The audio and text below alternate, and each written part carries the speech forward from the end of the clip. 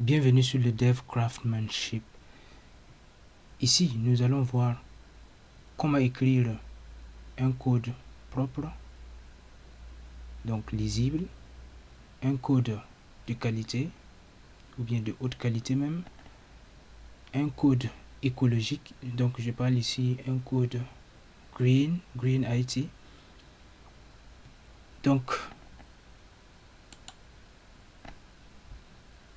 c'est précisément ici du clean code, green code, quality code et bien évidemment du craft.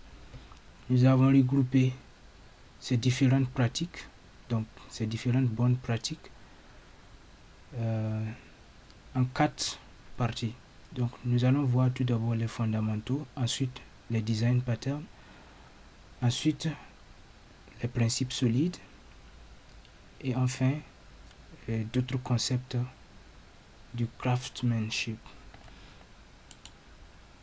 Pour les fondamentaux, donc il y a tout d'abord choisir des noms significatifs. Ça veut dire ici choisir un nom qui fait référence à ce que la variable fait, ce que la classe fait ou à ce que la méthode est censée faire. Ensuite, il y a des fonctions courtes. Donc, on doit définir des fonctions courtes. Donc, si nous écrivons une fonction ou une méthode, et à un moment donné, nous voyons que la longueur de la méthode ou de la fonction dépasse 2 fois la taille de la hauteur de notre écran, ça veut dire nous allons devoir scroller au moins une dizaine de fois pour retrouver la fin de la fonction.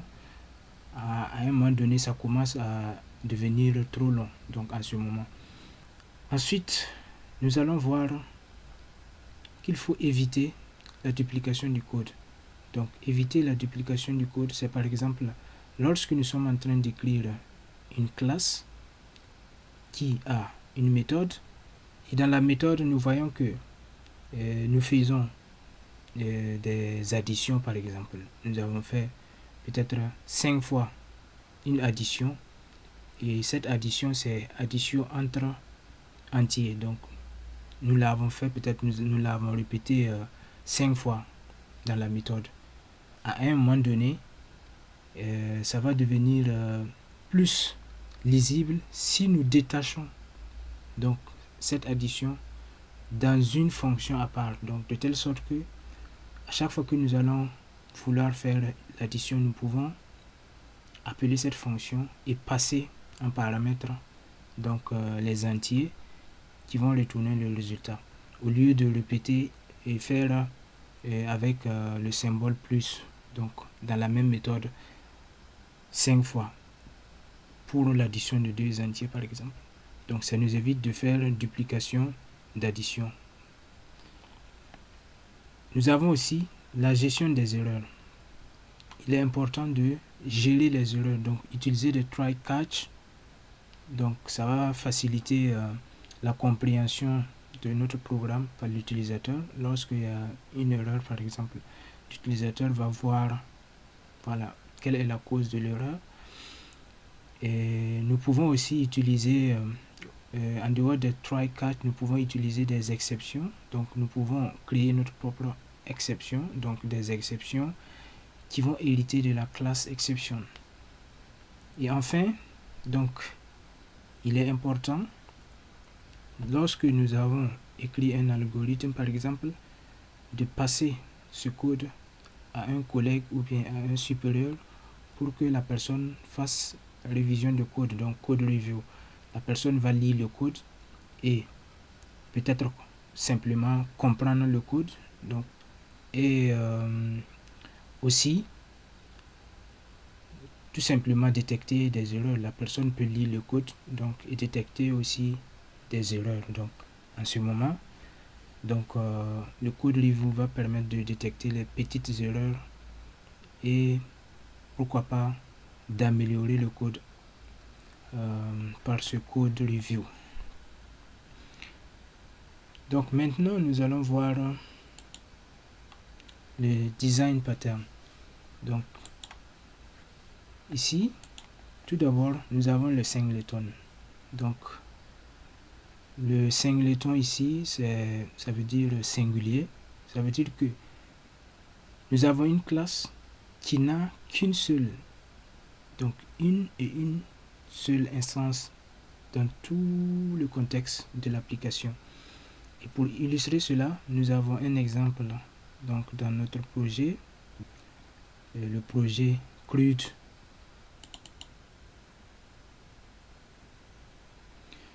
Donc la classe singleton, c'est une classe qui a une propriété donc statique et privée, donc du même type que la classe. Ensuite, nous avons un constructeur privé.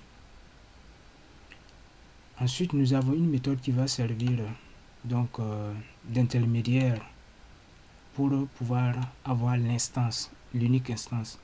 Et pour ce faire, dans cette méthode publique, nous allons tout d'abord vérifier donc que la propriété privée ici est nulle.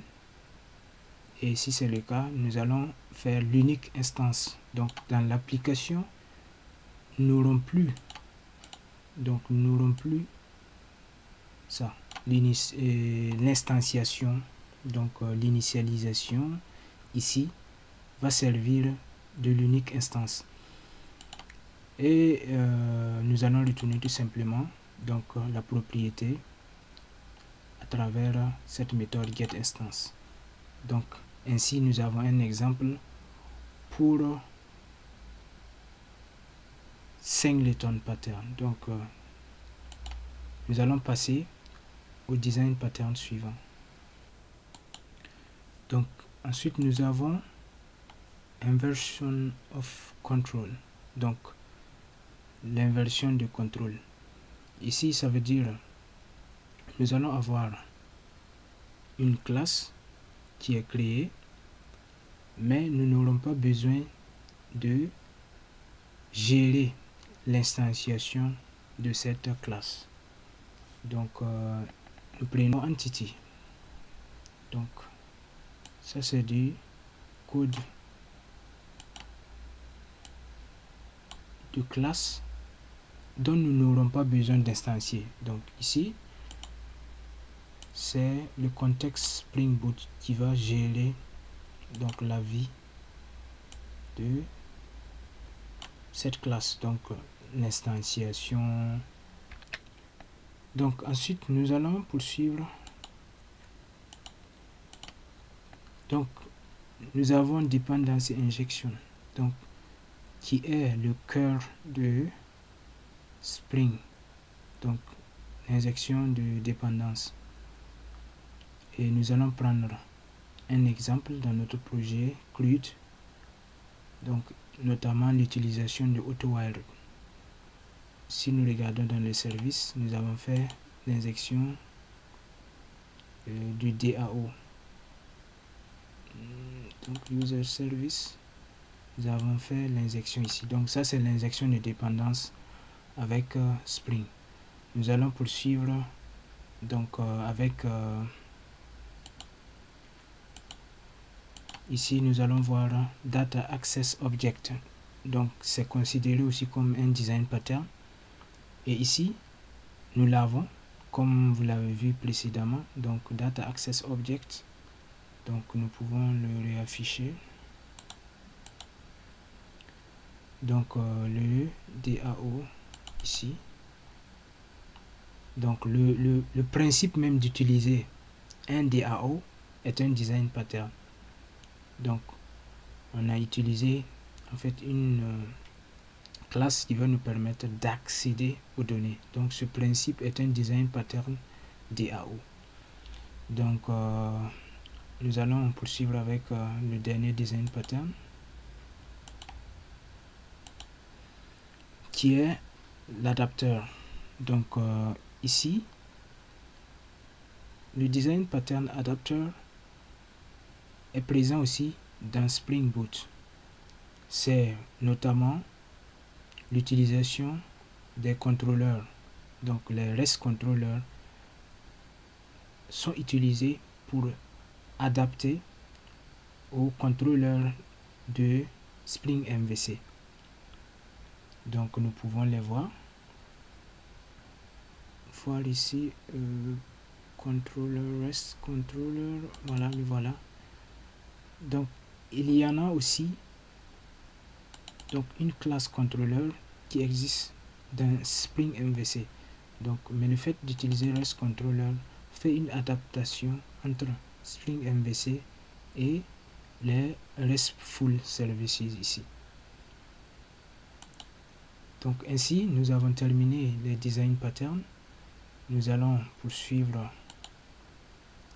donc sur les principes solides. Donc solide ici c'est un sigle. Donc tout d'abord nous avons le S qui désigne Single Responsibility Principle. Donc le Single Responsibility Principle, donc nous pouvons lui trouver un exemple. Donc le Single Responsibility Principle, c'est par exemple lorsque nous créons un contrôleur et nous créons un service. Donc il est important que le contrôleur donc ne traite que uniquement ce qui est relatif à l'utilisateur. Par exemple, nous n'allons pas créer un contrôleur donc qui va gérer une carte bancaire, l'utilisateur, par exemple l'authentification, non. Donc ça ne se fait pas. Donc c'est pour cela on a ce principe qui est Single Responsibility Principle. Donc une responsabilité donc singulière. Donc on a une responsabilité singulière pour chaque contrôleur. Donc c'est pour cela ici il y a un contrôleur qui est concerné par l'utilisateur. On a un contrôleur pour l'utilisateur donc qui va accéder au service utilisateur et non pas à d'autres services. Donc ça c'est bon. Nous allons voir ensuite Open Closed Principle. Donc Open Closed Principle, nous allons voir un exemple. Donc ça veut dire ouvert. Donc Open Closed, c'est ouvert pour être hérité par exemple, pour être implémenté, mais fermé pour être modifié. Donc c'est tout simplement ça. Mais c'est toujours mieux de voir un exemple. Open.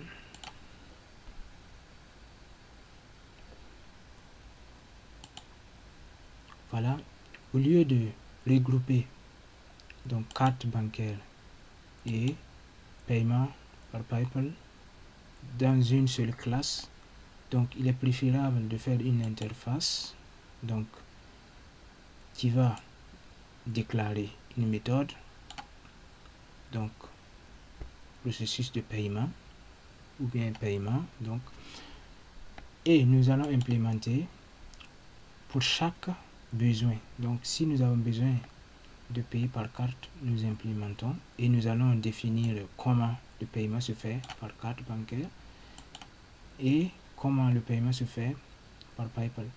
Ainsi de suite, nous pouvons implémenter donc Payment Gateway. Payment Gateway, nous pouvons l'implémenter aussi pour virement bancaire par exemple. Donc nous allons poursuivre. Donc ensuite, nous allons voir donc List of Substitution Principle ici, ça veut dire que nous pouvons remplacer des classes parents par des classes fils. Donc c'est tout simplement ça et nous pouvons voir un exemple. C'est toujours mieux de voir, c'est mieux que rien. Donc nous l'avons ici, nous allons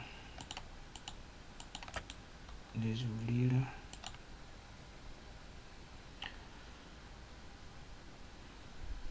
Donc ici nous avons rectangle, shape, square. Donc nous allons mettre shape au début. Donc shape est une classe qui est une méthode area. Donc c'est une méthode qui retourne area. Et nous avons rectangle ici. Donc rectangle ici hérite de shape. Donc et nous avons le polymorphisme ici override, donc qui va remplacer la méthode getArea, donc bien simplement area. Donc et c'est pareil ici, polymorphisme. Donc nous avons une méthode ailleurs qui veut passer en paramètre rectangle et square en même temps. Donc nous allons utiliser shape. Donc nous allons utiliser shape et en ce moment nous allons pouvoir passer en paramètre rectangle ou shape au choix. Mais si nous n'avons pas ça, ça veut dire que nous allons devoir créer deux méthodes. Donc une qui va prendre un paramètre rectangle et une autre qui va prendre un paramètre square. Mais avec shape ici, ce problème est résolu. Nous allons voir la suite.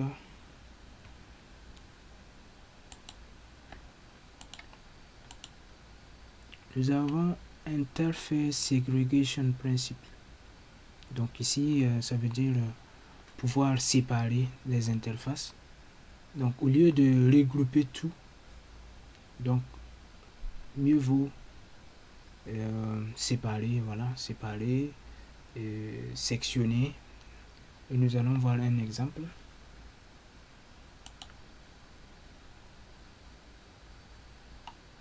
Donc tout d'abord, nous proposons une interface worker. Et nous avons une classe engineer qui veut implémenter worker. Le problème est que si nous voulons que engineer implémente worker, nous serons obligés donc d'implémenter toutes les méthodes de l'interface worker. Mais si nous n'avons pas besoin, par exemple, que engineer puisse par exemple manger lorsque il est engineer,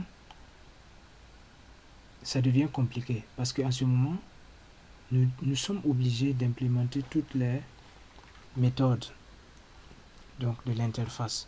Et pour éviter cela, nous allons sectionner, donc nous allons ségréguer ici notre interface worker en deux parties. Donc nous avons feedable et nous avons workable. En ce moment, nous pouvons soit implémenter les deux, donc les deux interfaces au besoin, ou bien implémenter une seule interface. Donc c'est le cas ici. Nous avons besoin que la classe engineer puisse work et puisse eat.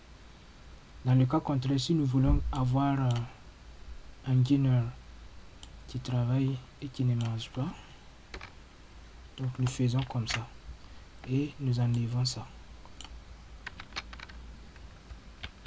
Voilà. Donc nous allons poursuivre, nous allons voir le dernier principe.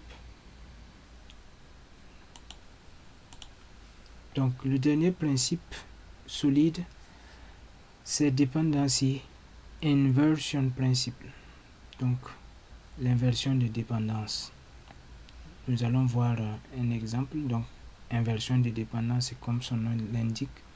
Nous allons voir un exemple.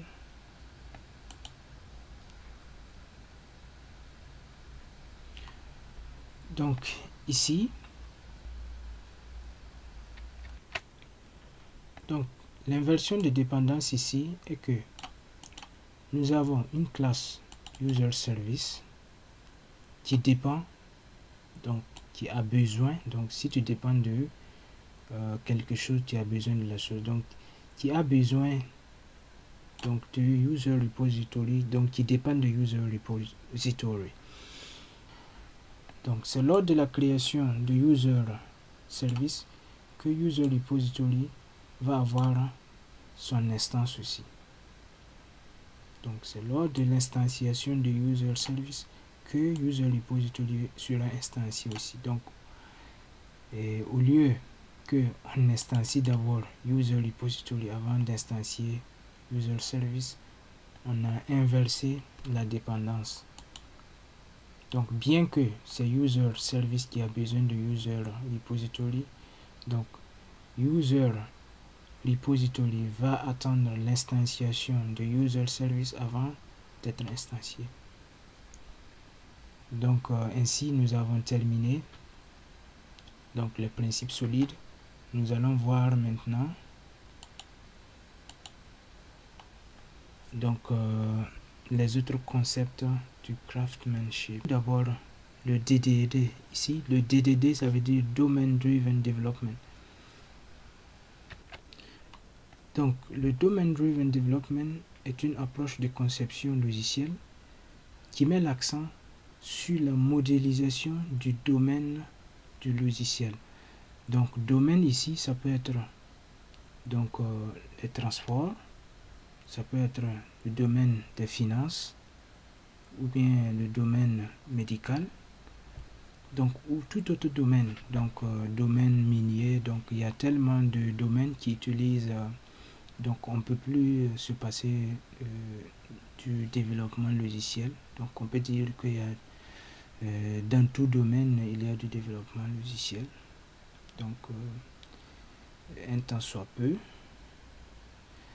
Donc ici on met l'accent sur le domaine. Ça veut dire qu'on met le domaine au centre du développement. Par exemple, si c'est le domaine des transports, donc nous allons faire la conception en se basant sur tout ce qui gravite autour des transports. Donc, et l'outil que nous allons utiliser, c'est de préférence UML. Donc, nous pouvons utiliser Power AMC avec UML ou bien DIA to Code avec UML pour pouvoir faire une conception de domaine.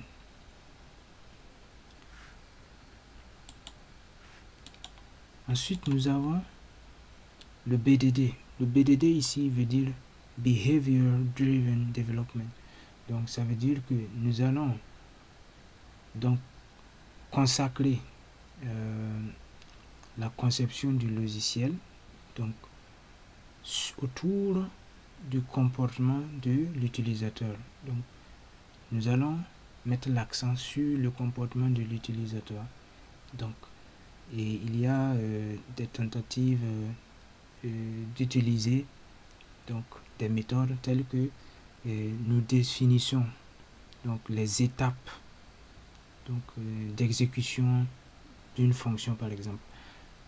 Disons l'authentification, donc nous allons écrire les étapes que l'utilisateur va suivre pour pouvoir se connecter et nous allons développer l'authentification en suivant cela.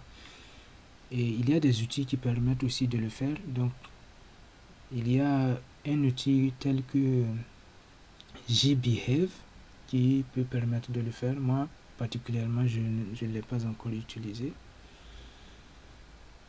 Donc et nous allons voir ensuite le TDD. Le TDD qui veut dire Test Driven Development. Donc nous allons centrer le développement, donc ou bien disons nous allons renforcer le développement avec les tests. Donc